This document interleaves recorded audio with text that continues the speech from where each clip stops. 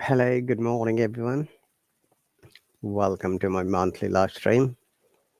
Today is the Wednesday, and our local time is 5:23 a.m., which is the UK time.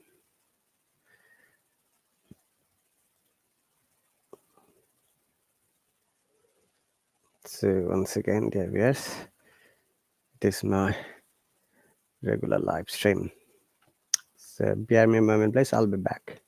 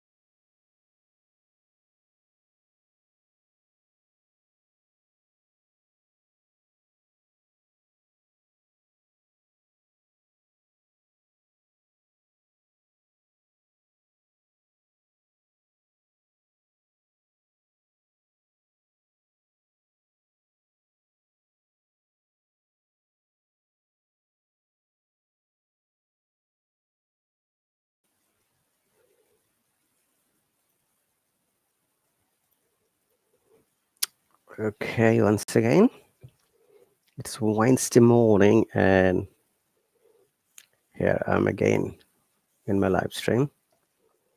Let's wait until I get my subscriber. As you might be aware, these lessons are only for the subscribers. Non-subscribers are not able to join. They can't even make any comments either. So if you are interested to join my lessons, you are welcome. What you have to do is just visit my account and sign up from there. It's so easy that you can just sign up in the twinkle of an eye. You have to have 10 US dollars in order to join my lessons. So by this 10 US dollar, you'll get 8 lessons in a month, 8 1-hourly lesson. And if you haven't seen me, dear viewers, people who are new possibly, so this is RahatAli, a part-time Hello teacher from England. And I teach English grammar, spoken English, IELTS classes, and basic British IPA.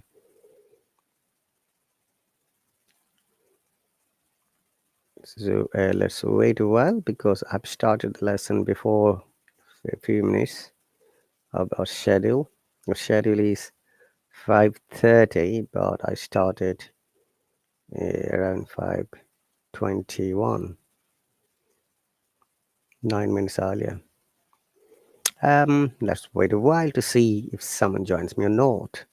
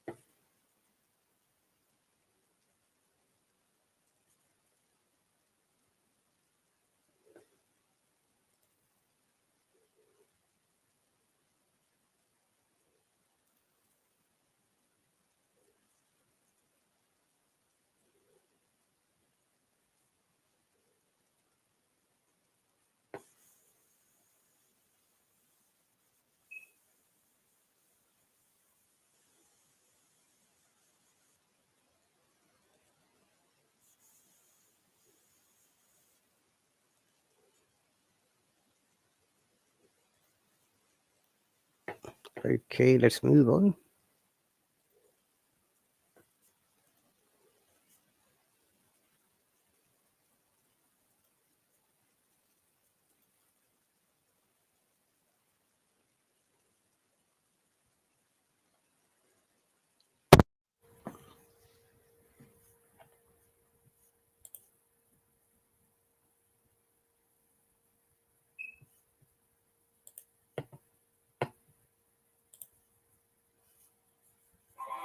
Six-Minute English from bbclearningenglish.com. Hello, this is 6-Minute English from BBC Learning English. I'm Sam. And I'm Neil. In this program, we're talking about a famous leader and teaching you some useful vocabulary. Like Chancellor, the person in the highest position in a government or university, and especially the title for the head of government in some European countries. A country such as Germany. It's a position like the Prime Minister in the UK. And one of Germany's longest-serving chancellors was Angela Merkel, who led the country from 2005 until the recent elections in September 2021. Well, we're going to find out more about her soon, but not before I've challenged you to answer this question, Neil. Who was Germany's first ever chancellor? Was it A, Otto von Bismarck, B, Helmut Schmidt, or C, Franz von Papen? Well, my knowledge of German history isn't great, but I'll go for A, Otto von Bismarck. That sounds quite likely. Okay, I'll reveal the answer later on. But let's talk more about Angela Merkel now. She was in office for 16 years. In office means in power or in charge, until she stepped down last month. Yes, that's a long time, which meant she had to make lots of decisions, popular with some people and not with others. Over that time, she's gained a nickname, Mutti, German for mother. This could be seen as a compliment, but started life as more of an insult, as BBC correspondent Damien McGuinness explained on the BBC radio programme from our own correspondent. The Mummy Merkel image, in fact, started off as an insult from Conservative rivals. It was made up during her first term in office by hardline Conservatives in her predominantly male party, a patronising put-down behind her back, to put her in her place as a woman, possibly even meant to be hurtful, given that in reality she has no children. Oh dear, so the nickname of mother was really used as an insult to start with, probably invented by the men in her political party, described as the hardline Conservatives, ones with traditional and strict beliefs that can't be changed. Yes, the nickname was used as a put-down. That's an insult used to make someone feel stupid or embarrassed, and the intention was to make her feel less important or to put her in her place. Well, politics is full of insults and critics, but it sounds rather cruel. And Damien McGuinness does go on to say that this image is really a media myth and not quite accurate. But the media has not always been negative about Angela Merkel. She is the longest serving amongst current EU leaders and participated in an estimated 100 EU summits. She's often been labelled as the only grown-up in the room, so the media has called her the Queen of Europe. What is true is that following the recent elections in Germany, her successor, the person who became Chancellor, will lack the experience and gravitas that Merkel has gained over her 16 years as Chancellor. But Damien McGuinness, in his report for the BBC's From Our Own Correspondent programme, concludes that many people aren't sure which of her nicknames is accurate. What word does he use to mean phrases or ideas that have become meaningless because they've been overused? But the confusion around these cliches does point to another truth. The Chancellor is discreet to the point of sometimes being invisible. So there's a fascination about what's really going on behind that deadpan exterior. Angela Merkel may have been in power for more than a decade and a half, but people are still not really sure they know who she is. He used the word cliches to mean phrases or ideas that have become meaningless because they've been overused. People are unsure which description of her is true because she is discreet. She keeps quiet about things so as not to attract attention. Yes, it's hard to know what she's thinking because she looks deadpan. That means she looks serious. She doesn't show expression or emotion.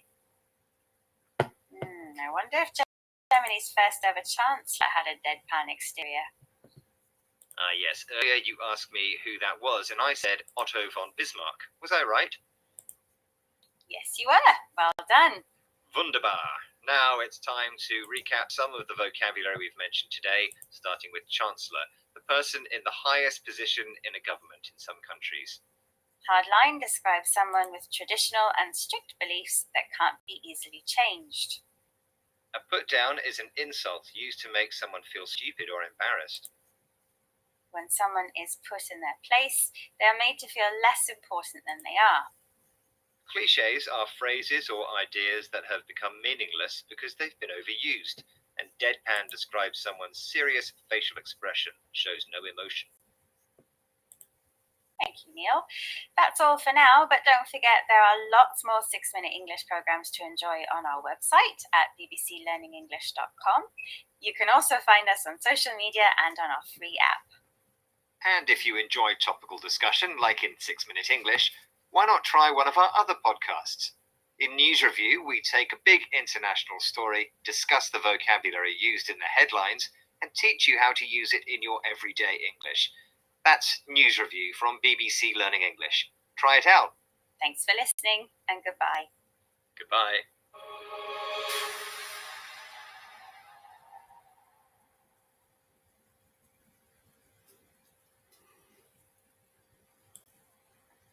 Okay, dear viewers, that's the first podcast about Angela Merkel, the German leader.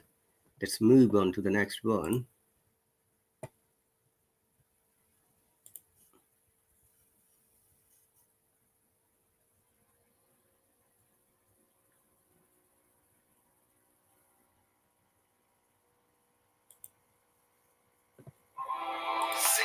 English from bbclearningenglish.com. Hello, this is 6-Minute English from BBC Learning English. I'm Neil. And I'm Sam. Last weekend I was driving from London to Anglesey in Wales when I saw a road sign written in 2 languages. It said "Welcome to Wales" in English, and below that it said "Croeso Gymru" in Welsh. Yes, Welsh is spoken by many people in North Wales. It's the indigenous language, the language spoken by the people who originally lived in a place, rather than by others who moved there from somewhere else. Welsh is a good example of an indigenous language that has survived. Some children speak Welsh in school, and the local government has encouraged its spread. But not all indigenous languages have been so lucky, as we'll be finding out in this programme. Of course, languages are more than just words. They carry people's history, culture, and identity. So when an indigenous language disappears, so too does the culture. Yes, the dominance of international languages, including English, has endangered other less spoken languages.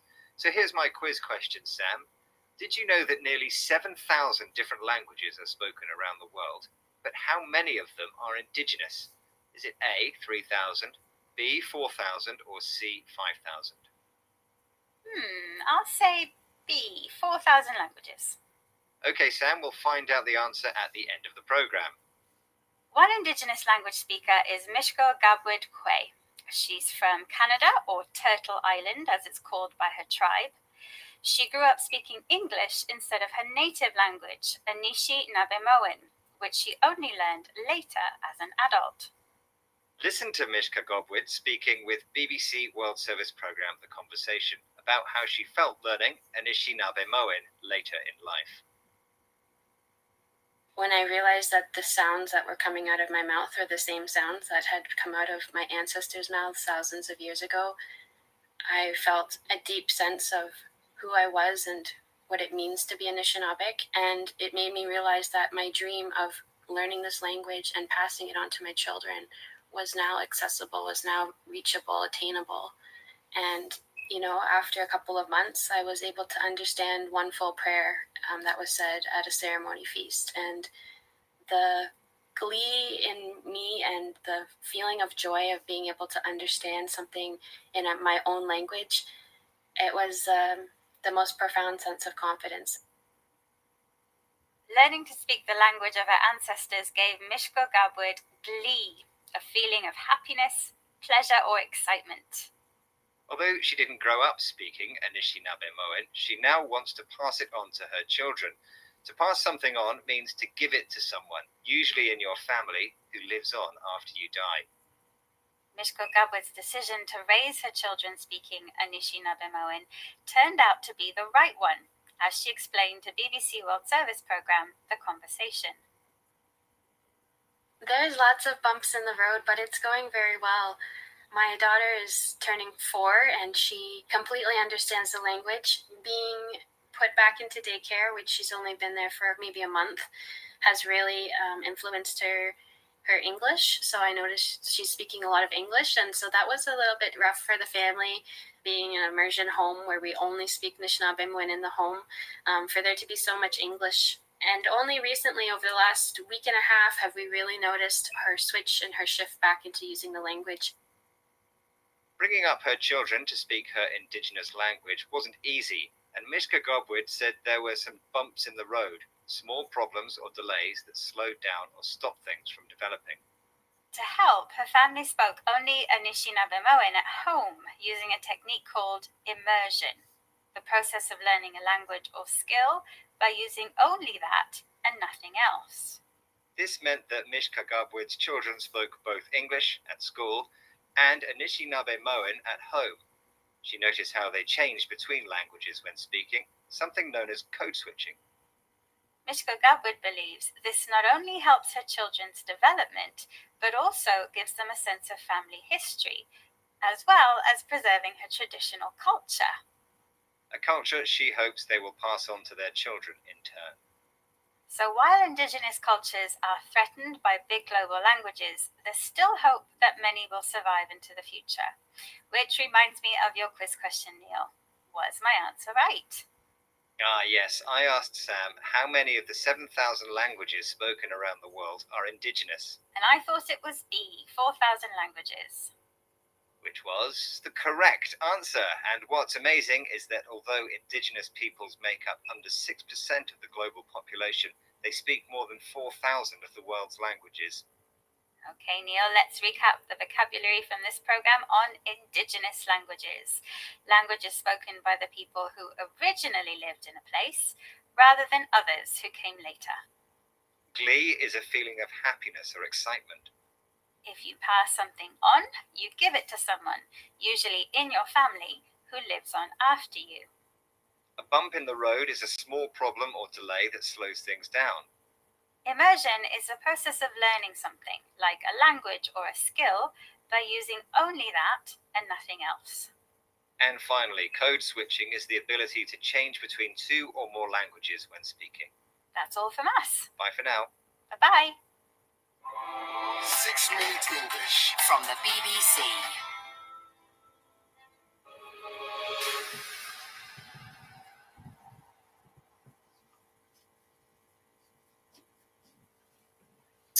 All right, David, here goes the second one.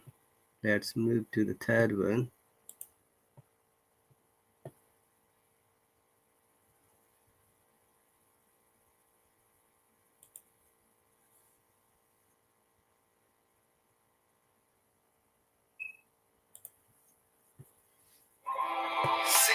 English from bbclearningenglish.com. Hello, this is 6 Minute English from BBC Learning English. I'm Sam. And I'm Neil. Neil, would you describe yourself as a numbers person? If you mean, am I someone who understands numbers and is good at using them and interpreting data, then no. Okay, so maybe you're like me. You weren't good at maths at school? No, I wasn't. Algebra, geometry, times tables, it was all very confusing. Yeah, we're not alone, Neil. But the fear of numbers might just be in our heads, and we might have enough number knowledge to get by with. That's what we'll be exploring in this program while looking at some relevant vocabulary. But, sorry, Neil, I'm going to start with a maths question. It's thought the largest number in the world is called a googol. It's written with a 1. And how many zeros? Emphasize you don't like that. Is it So you try A, to clean up 100 the community. zeros, B, 1,000 zeros, or C, 10,000 zeros? I'll guess 10,000 zeros. Okay, I'll reveal the answer later on. But let's talk more about the fear of numbers now. Of course, numbers are important in our lives, but one bad experience at school can put us off them for life. Put off means make someone dislike something. What put me off maths was it was not only complicated, but very theoretical, not very practical, useful for real-life situations. And the problem now is it's easy to be fooled by fancy figures that we get told about. This is something the Y Factor program on BBC World Service has been exploring. They spoke to Charles Seif, who's an author and professor at New York University, who explained why we're at the mercy of people who throw numbers at us. Because we are primed not to question numbers, certain people have learned that numbers are perhaps the most powerful tools for deception.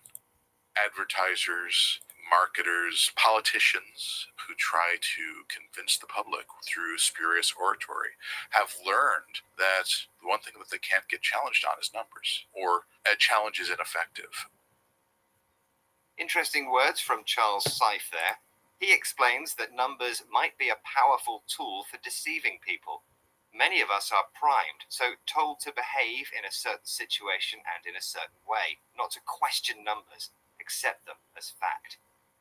Yes, and this is dangerous. So when politicians, for example, do good and effective public speaking, known as oratory, the information they give could be spurious. That means false, not correct or inaccurate. But numbers are more persuasive. They make you believe something is true. So, unless you're confident with numbers, you're unlikely to challenge the facts and figures that you're given. So, Sam, if I said to you that 10% of the 10 million people who eat meat have a 20% chance of being 5% overweight, would you challenge that? I'd have to go away and work that out. As I said, Neil, I'm not a numbers person. Even talking about numbers makes me anxious. Well, interestingly, the Y Factor program explained that girls are more anxious about learning maths. Even if they feel more nervous about maths, they aren't any worse with numbers than their more confident classmates. It's just the fear that's stopping you. Well, maybe, but one bad experience can knock our confidence and ability to use maths. Take comfort from Paula Miles, who teaches statistics to psychology students at St Andrews University. She told the Y Factor that she thinks there's no such thing as a numbers person. There is no such thing as someone who's a number person or not. If we're taught in the right way, then I think we all have the potential to be a numbers person. I'm not saying we're all going to grow up to be mathematicians, but we're all going to get to a point where we have the basic numeracy skills that we need to be able to cope in our environment. I feel a little better now. We all have the possibility within us, or potential, to be a numbers person. Yes, I think it's about survival. We want to develop numeracy, basic mathematical skills, to use numbers in a particular situation that we're in. We might not be a genius like Einstein, but we know enough to work things out. I wonder if you worked out the answer to my question correctly, Neil. Earlier I asked about what's thought to be the largest number in the world called a googol. How many zeros does it have? 100 zeros, 1,000 zeros, or 10,000 zeros? I said 10,000 zeros. Sorry, Neil. A googol is 10 to the 100th power, so a mere 100 zeros. I don't think I'll be using that number anytime soon, but I might be using some of the vocabulary we've discussed today, including a numbers person. That's someone who understands numbers and is good at using them and interpreting data, not like us. If you're put off something, it means you are made to dislike something. And to be primed means to behave in a certain situation. The skill of effective public speaking is known as oratory, and spurious means false, inaccurate, or not correct.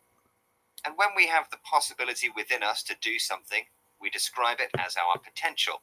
And having numeracy means having basic mathematical skills. But now we've reached the number 6. 6 minutes of English. Thanks very much for listening. Goodbye. Bye. 6 Minutes English from the BBC.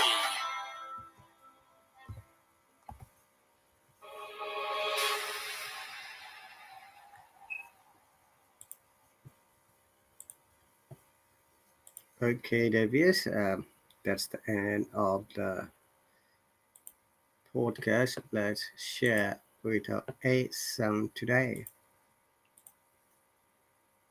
Letter A. Very often, many of our learners ask whether A is a voiced or unvoiced sound. Do you remember which sounds or which letters are called voiced and which letters or sounds are called unvoiced or non-voiced? We call those sounds are voiced which are pronounced through our vocal cord or the throat, and the sounds that are produced or generated through our mouth or maybe lip or tongue, we call them unvoiced. The very basic difference between the voiced and unvoiced sound is that voiced sounds are a bit different than the unvoiced sound, which is why they don't sound like same. And we need to be careful about pronouncing these words. Alright, so let me make a little bit bigger of this word so that we can check it.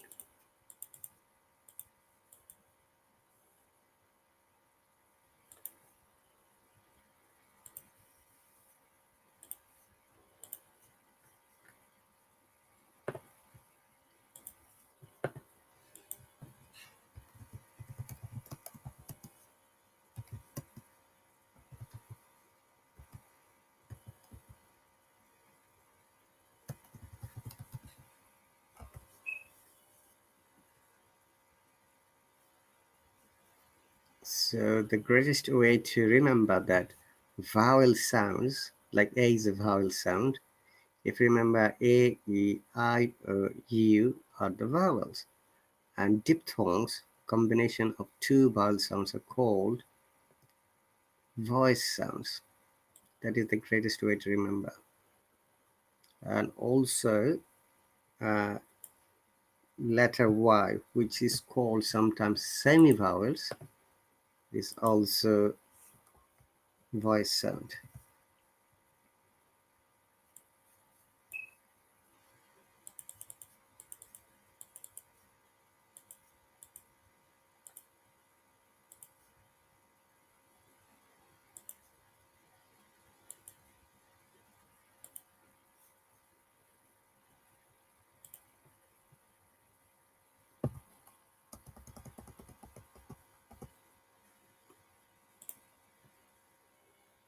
Hello, Filson, welcome.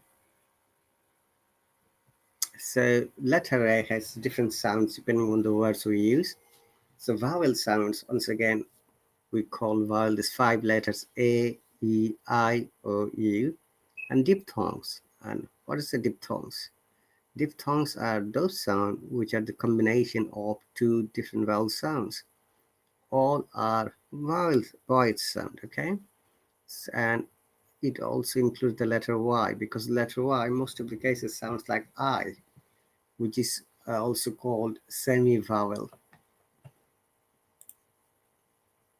So in this verse, A and E together, like jack, exact, actually, apple. Then A with a longer sound like yacht, father, arms, burn, army. Then you can see that E, which is we call short sound, about, around, zebra. We get to be careful. Zebra is the British pronunciation. Americans said zebra. And also we have to bear in mind that because British English is non-rhotic, which means most of the cases we do not pronounce the letter R or R, whereas American English is rhotic. They have to pronounce the letter R in almost every word. But there are some situations where, in British English, we do not pronounce letter R. Number one rule is that if a letter starts with letter R, we must pronounce it. Like my name, Rahat. Okay, then rumor, recover, renaissance, rest, retire. But we do not pronounce the letter R if it is end of the word or in the middle of the word. Like as I give an example, retire, rumor. You can see in rumor, R is there. We must pronounce the R because it's at the beginning of the word, and the last R is uh, after the vowel sound. So we do not pronounce the letter R when it is followed by a vowel sound, and we also pronounce the letter R when it is in between of the two vowel sound. Okay, so we have to remember some of them. Next one is football, tall, low, call, small, fall, mall. Next sound is cable. So A seems to be AI. Stable, able, 8. The next one is share. Here A sounds like E, remember that. Careful, rear, air. And here this is a AI sound. So it is private, climate, Senate, and A sounds like I in this verse. If you found any word that has got G at the end, so it's village, not village, spillage, not spillage, rampage, not rampage. We get to be careful because sounds are very important when we try to pronounce one word accurately. And after listening to your word, your listener will be able to understand your explanation or the sound you're trying to pronounce. Okay, so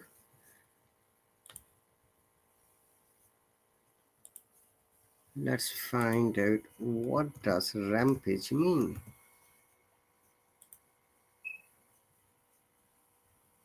Rampage. So rampage.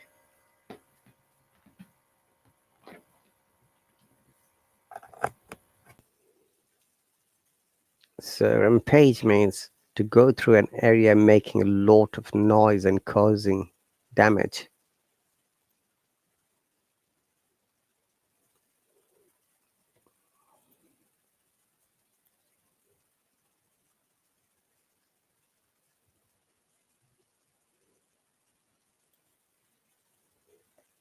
So this village, okay.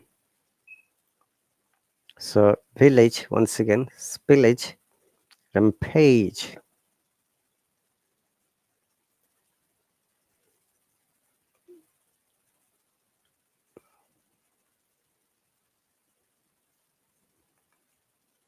Okay, so there are some tongue twisters of A. Let me get it from there.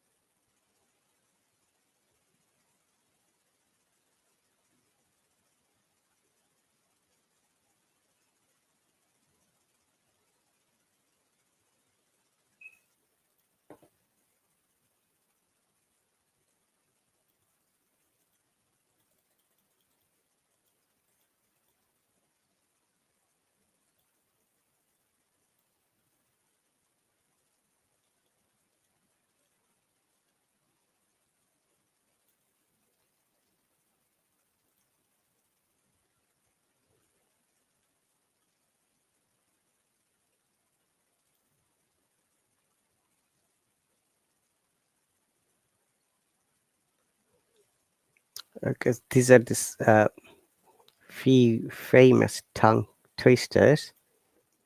A big black bug beat a big black dog on his big black nose.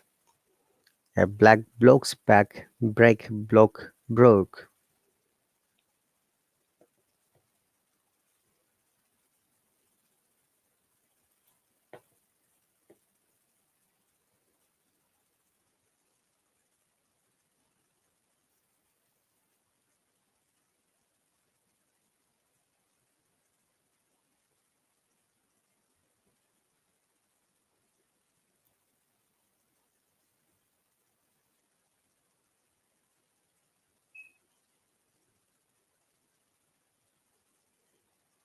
Okay, so a fly and flea flew into a flue, said the fly to the flea, "What shall we do?"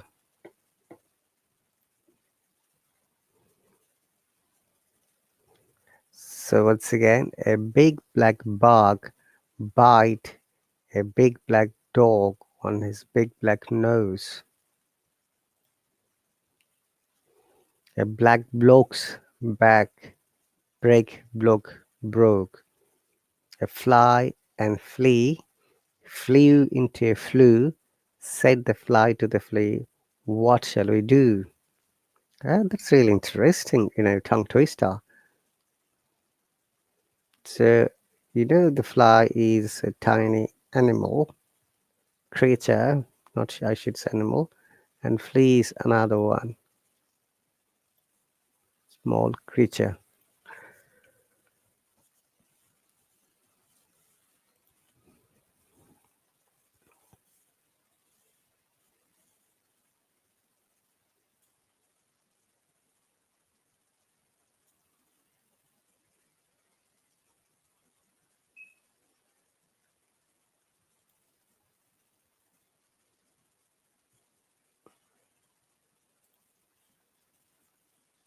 Fly is a verb too.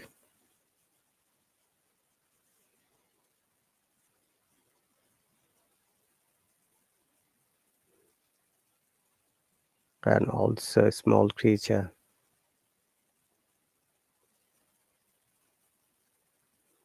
In small insect with two wings. Okay. So, what's the NGVS? You're watching the monthly live stream. Today is Wednesday. Our local time is 3 past 6 a.m. If you'd like to join my lesson, what you have to do is to sign up from the account. The $10 for a month is 8 lessons in a month. Each lesson is 1 hourly duration.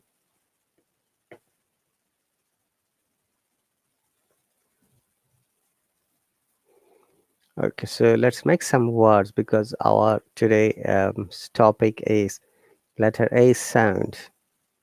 Okay, if you remember, I've just shared that A has 8 different sounds depending on the sentence, word, and the spelling patterns. So, jack, exact, actually, apple, then yacht, father, arms, burn, army.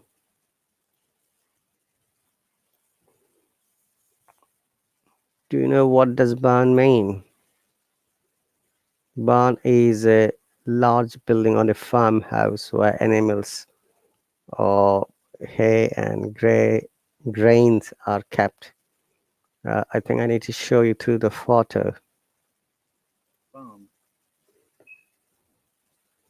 Let me share with you. What is barn?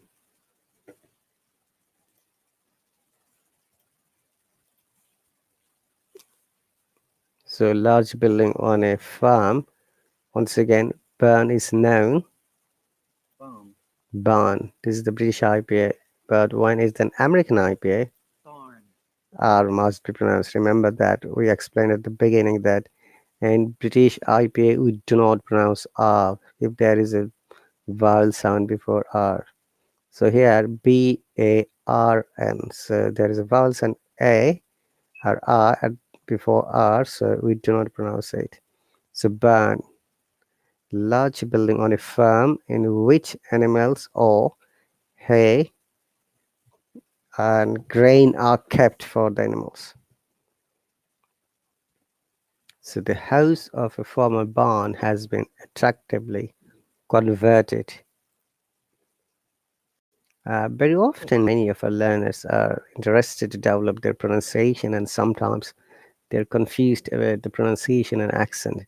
Remember that pronunciation is the internationally accepted rules which tell us how a word must be pronounced accurately and correctly with the uh, accurate stress on the word, whereas an accent is the individual community or a country or a regional dialect or regional sounds where people are habituated to using in their own area or internationally, which is why there are many kinds of accents around the world.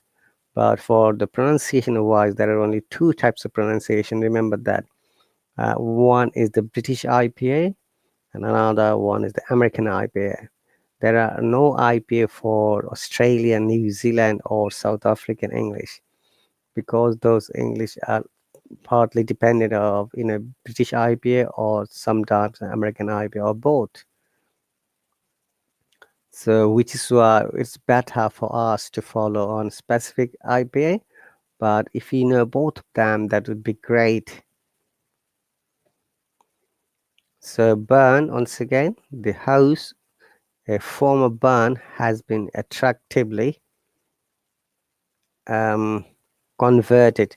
Look at these two words, attract. We are pronouncing R because after R there is a vowel sound. So remember, the another rule is that if there is a vowel sound after R or the R is in between two vowels, we must pronounce it. But when there is a vowel sound before R, we do not pronounce it at all according to the British IPA, which is why we are saying former, burn, convert. Okay, so the house, a former barn, has been attractively converted. So that is the greatest example. And next example is the escaped prisoners. Look here, prisoner. Okay, there's a vowel sound as well. So prisoner. Let us see how do you pronounce the word prisoner.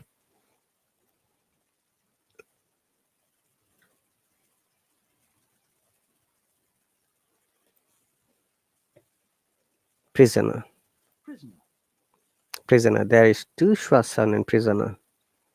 You see the prisoner, the O after S and E after N. Prisoner. There is a prisoner, not prisoner. According to the British IPA, this prisoner, and American IPA explains prisoner.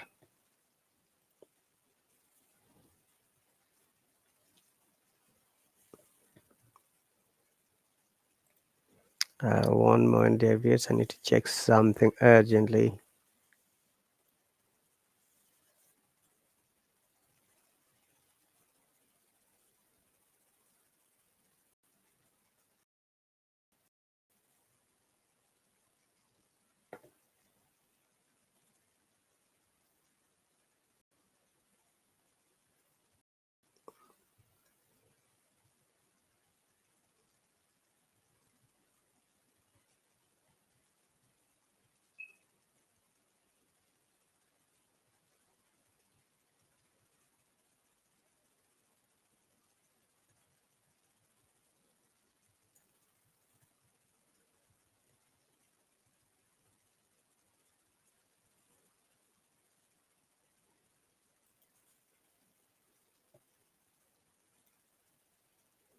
Hi, Bijay, welcome. Joining in 10 if you're still there. Yes, we've got 20 minutes more, Bijay, because it is this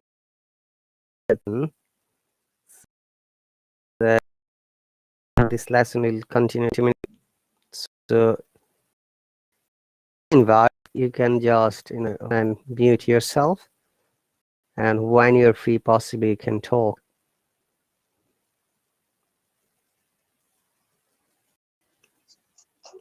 Morning, Bijoy.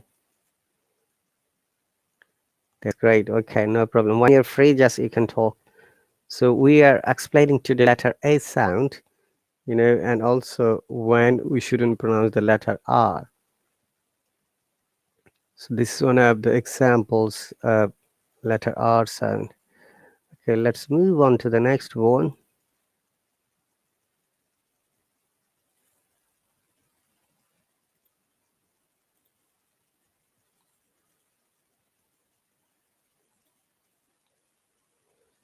So burn, army.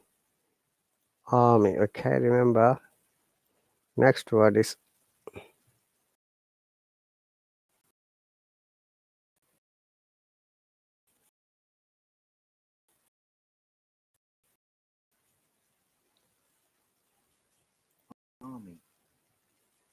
Army. okay. Remember that because there is a vowel sound before R, we do not pronounce R according to the British IPA, but in American IPA we must pronounce. So it is army in British IPA, but in American IPA it is army.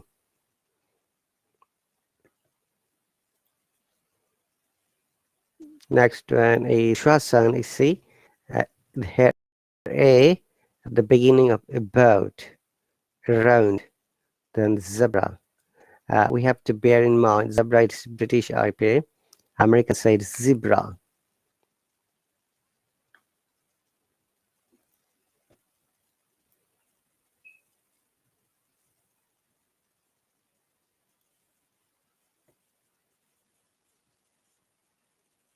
Zebra.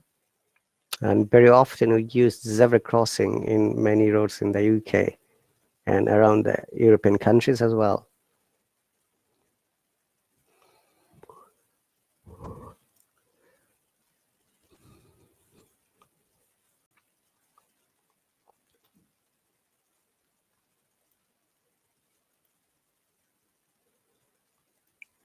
So once again, dear viewers, you're watching the live stream from the UK and our local time is 16 a.m. Wednesday morning. It's the subscribers class only. So remember that if you like to join, you have to visit my account and sign up my lesson from there. It's very easy. It's $10 per month, which contains 8 1-hourly lessons, and in another way, it is 2 1-hourly lessons every week for 4 weeks.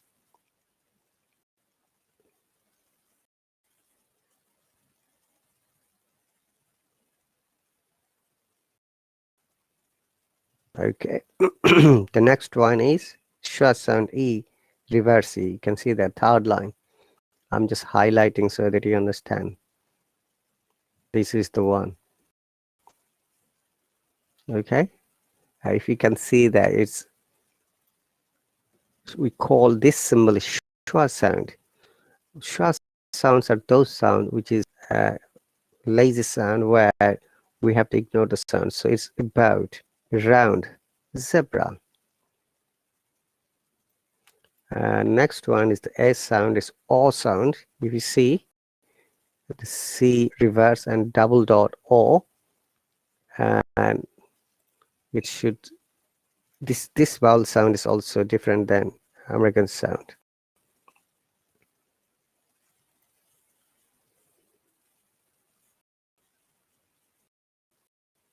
Football.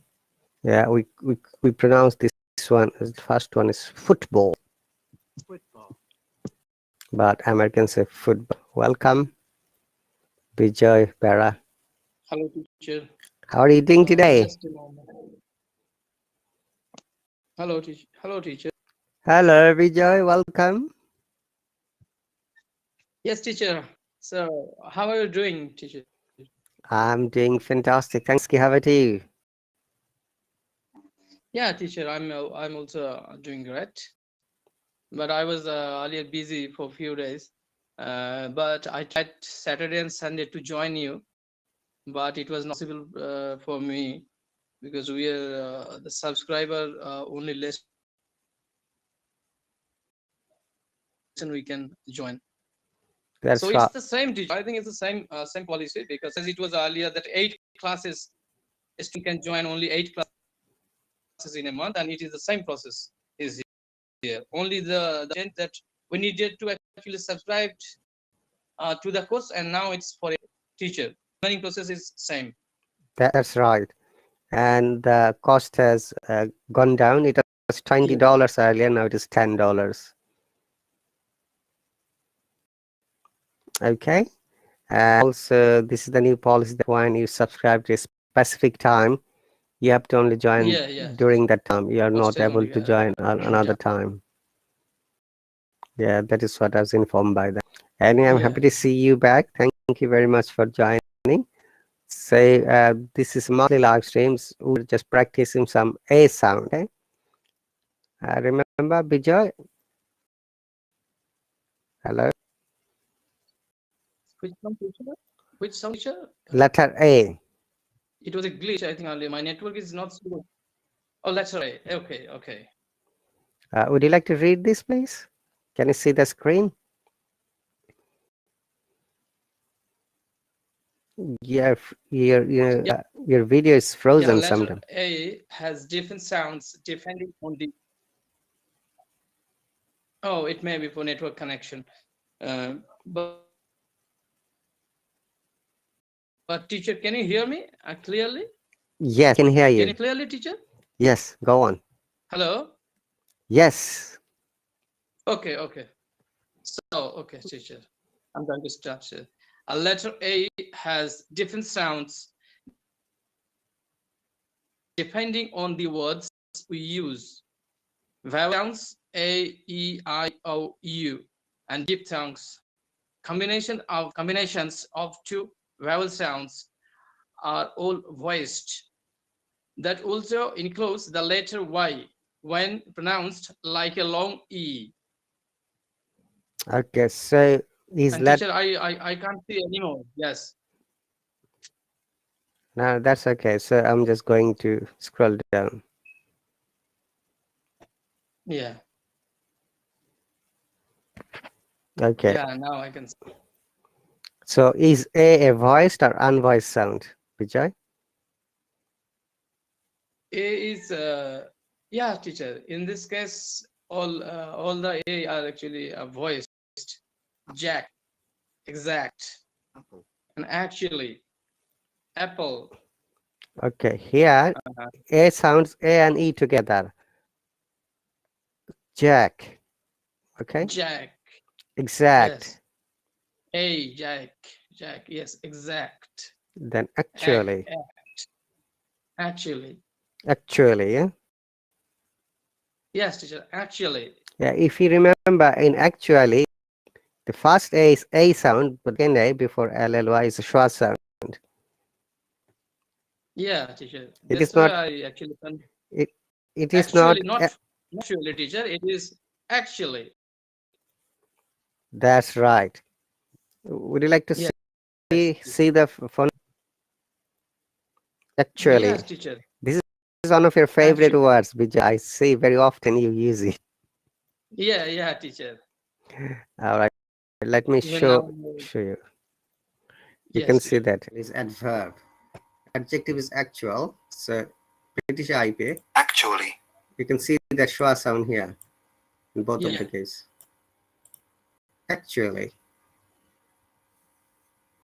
Again, please. Can you see the UK pronunciation? Actually. Actually. Actually. Actually. Actually. Not actually. Remember, if that is wrong sound. Okay. Yeah, I don't pronounce actually. Actually. Yes, actually. We have to just pretend that that say is not here. Yeah. Okay. So that second day. Now, another important matter is, Vijay, when we are talking, sometimes we try to use the actually word very often. Instead of actually, we should use other words like in fact. Yeah. Did you get the point? Really. Instead of saying actually again, so you have used actually. Actually, I'm busy this morning. Actually, I'm not feeling well. So instead of saying actually again and again, we can use the other synonyms, and one of them is here, in fact or in reality. Really? No, or in reality. In reality or in fact. Okay. And there is Yeah, another yeah, Latin actually. phrase I'm writing. If you have heard it, I've written in the comment section. Can you see? Okay, let me actually. Yeah, de facto. De facto. De facto. Yes. In fact.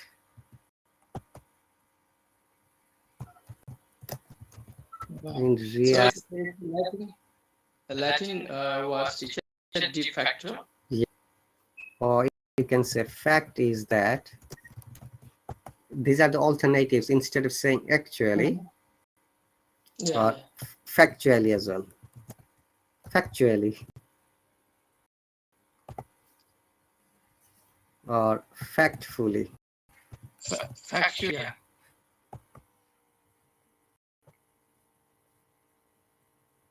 Okay, there is a tongue twister. I'm sure you like. Most of the people they use you know. Go on.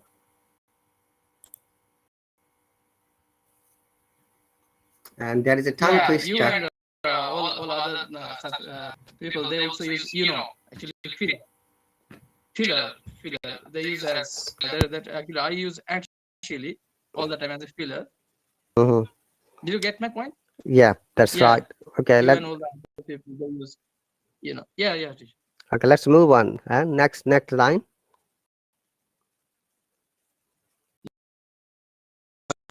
No, Father. it is yacht. Yacht. Father. Arms. Barn. Army. And next line. Okay, one moment here. Bijoy, these words, if you see, words mean it's a bit longer sound. Okay, so yacht, father, arms. Remember, R is silent here. Father, burn, and army. Yeah. I don't pronounce it in all the cases. Yeah, I've noticed it. It's better. Your sound is getting better, Bijoy. Yeah. Next one. About. Okay, this is short sound. Around. All this, yeah, about, around. Yeah. Zebra. Zebra. Okay, one thing here I must mention, we also pronounce R when there is a vowel sound after it, or when the R is in between two vowel sounds, or when any word that starts with R. Okay, we have to pronounce R in that case. So zebra. And in American,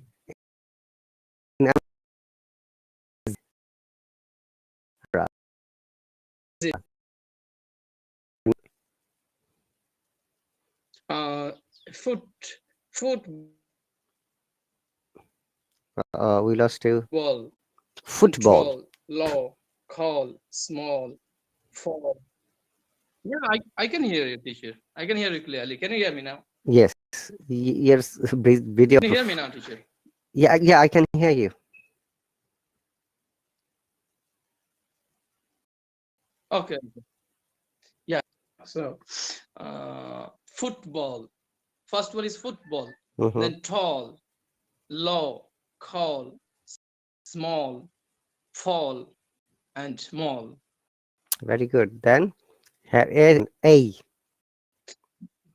A sound. Yeah. When we use A as A, cable, stable, able, eight. Very good. And then yes, A is E sound here. Yeah, E sound, share, and then careful. Actually, it is careful, not care. You see, E A is E should be key rather than care. Okay, like share, careful, Careful. and rear and air. Okay. Air. Yeah, remember, if you want to pronounce the in British IP, it's R is silent. Yeah, Yeah. very good. But air in American IP, okay? Well done, Bijoy. Yeah. High five for you. Then next one. Okay, okay, thanks a lot. Next one is private. A. When A sounds A, so such as private, cloud, senate. Okay, remember, These three. one technique is that if there is end of another word, like it. You know, in the British Yeah. Shakespeare, we have okay. Yeah, yeah, yeah. Mate, right, gate. Mm-hmm. Fate, Yeah, we use late. yeah, Very good. right, late, Kate. and Okay. okay. A is said that Yeah. to try this words. Village. Yeah, village. Village. Then spillage. Not age. Village. I sound. Bijay, 1 second. Village, not age. Village. Village. Spillage. Village. Village. Rampage. Rampage. Not page. Rampage. Rampage. Rampage. Yeah. Okay. Okay. Once again. Yeah. Village. Spillage. Rampage. Spillage. Rampage. Very good. Now let's try this tongue twisters of A. Yes, teacher. And now I can see a tongue twister. Yeah, yeah. A big black bug beat a big black dog on his big black nose. A black Hang on a second. blocks. This is the past tense of a break block broke. in first sentence, Bijoy, this beat is the past tense. Which one? First sentence, a big black bug bite. Beat is the present, bite is the past tense. Beat, bite, bitten. Yeah. One more time, please. Yeah, yeah. A big black bug bit a big black dog on his big black nose. Is it okay now? Great, better than before. Next one. I think you can't hear me clearly. Okay, okay, thank you. A black bloke's back break block broke. I don't get its meaning. A black bloke's back break block broke. Bloke, and then the last line is that bloke means young boy. And flee. Yeah. Oh, actually, I didn't get it. So a black bloke's back and break block broke. Break block broke. It means what, teacher? I didn't get it. It's the second sentence. It's maybe a bicycle. We don't have much. Finish quickly. 20 seconds more. Last sentence. Yeah. A fly and flea flew into a flue. Said the fly to the flea, what shall we do? A fly and Bijay, I'm going to send it to the subscriber chat, okay? This tongue twister. Yeah. See you later.